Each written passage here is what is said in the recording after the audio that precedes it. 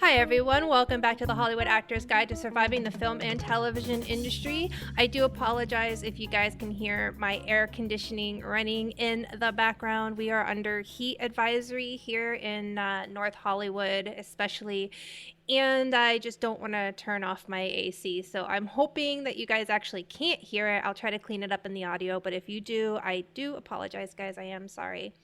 So to start off, I want to talk about, there's this great podcast called Akimbo, and Seth Godin on there has a blog, and he started talking about authenticity today. And I had this amazing paradigm shift after listening to him talk. And then I looked it up on his blog, and I wanted to read to you how he redefines authenticity, because I think it's very important as actors, because we are always told to be authentic and no one can really define that for us. And he made a good point in the podcast, and I'll reimagine it as using an example with an actor. If you're really going to be authentic as an actor, you might walk into an audition room and just be like, I hate auditioning. I hate this. I hate reading for your office. I can never understand your readers. The lighting in here is awful. You guys always rush me, and this is terrible. Because if you're being really authentic, you're going to tell people what you really think. Whereas Seth's definition is amazing, because he is saying that's not truly what authentic is. That's not truly what you want to do. So I want to read to you what he says. So I quote, "For me, it's not do what you feel like doing, because that's unlikely to be useful. You might feel like hanging out on the beach, telling off your boss, or generally making nothing much of value. Authenticity as an impulse is hardly something to aspire to. It's not say whatever is on your mind either. Instead, I define it as consistent emotional labor. We call a brand or a person authentic when they're consistent, when they act the same way whether or not someone is looking. Someone is authentic when their actions are in alignment with what they promise, showing up as a professional, keeping promises, even when you don't feel like it, especially when you don't."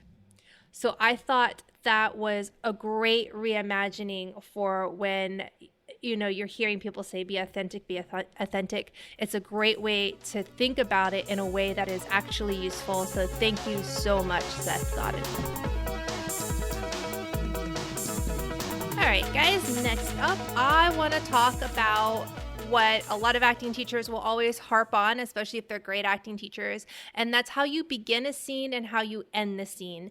Anything else you nail in the middle is kind of, icing on the cake, but it is imperative that you begin your scene really strong and you end your scene really strong, mostly because that is just how the human brain works. We tend to latch on to first impressions and even last impressions of the last impression you had of somebody. And that works in the audition and in networking and everything else in life.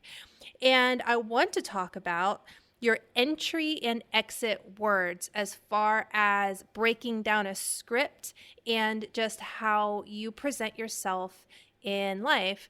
Especially since there's a lot of really derisive stuff going out on social media and political stuff and yada, yada, yada.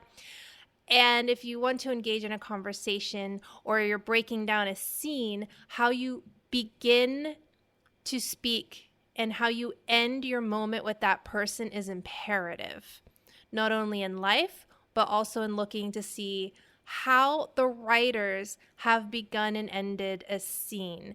Because sometimes you start a scene and characters are in the middle of a conversation. And so it is your job as an actor to figure out, why are we beginning the scene here?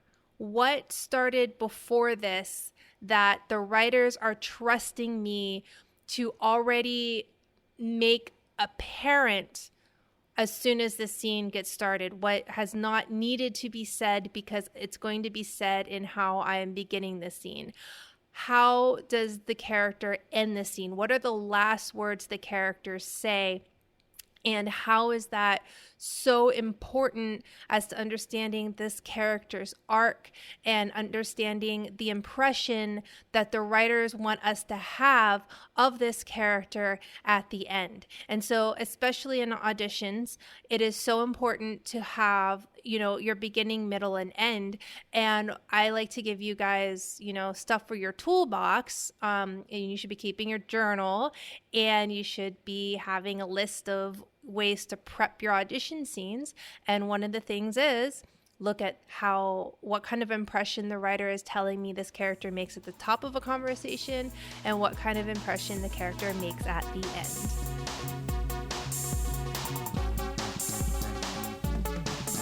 Our last little tidbit of the day is something we have brought up before, but I just want to recap it. In the age of Zoom auditions and Zoom callbacks, which are happening, and I have not gotten the chance to do this yet, but what I've heard is that a lot of producer and director sessions are being done in a way where they want to record you on Zoom, but they also want you to have an external recording device of which you send the footage to them after the audition is done, so that they have something like, I think they're hoping that you have like a great camera that you would normally self-tape with, so that they can have that footage as well. And in this world where some of you are older actors and technology is difficult for you, I just want to remind you that it's okay to ask questions. Don't be afraid to ask your agent questions, or see if you can reach out to the casting director to see if how you're doing it is really how they want it to be done, because this is brand new for everybody. Everybody's brand new to this. Everyone's trying to figure this out. So even when you're in the audition, and let's say it's your first Zoom audition, it's okay for you to go, hey, is my lighting okay? Can you hear me okay? Am I doing this right?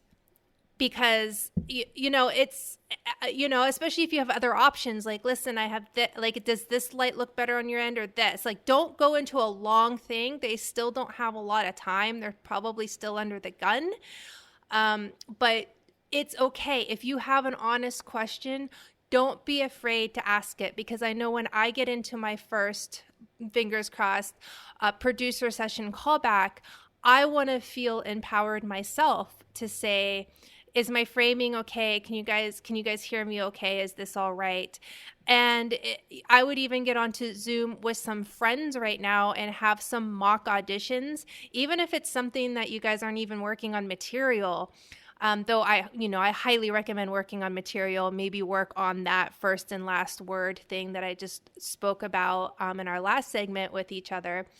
And work on how this audition and callback may go, and have somebody pretend to be the casting director and then you be the actor, or vice versa, and hold a mock audition and see how it goes. Just see how it goes, because if you've done it a couple times with friends, you'll feel so much more comfortable when you do it for an audition. And if you have not been jumping on Zoom or any of these other platforms, just do it. Now's a great time to reach out to friends and family that you have not spoken to in a while and say, hey, I know it's weird, but let's do a Zoom meeting. It's fascinating how comfortable the Zoom meeting becomes and how easy it is. My acting class right now is held entirely on Zoom.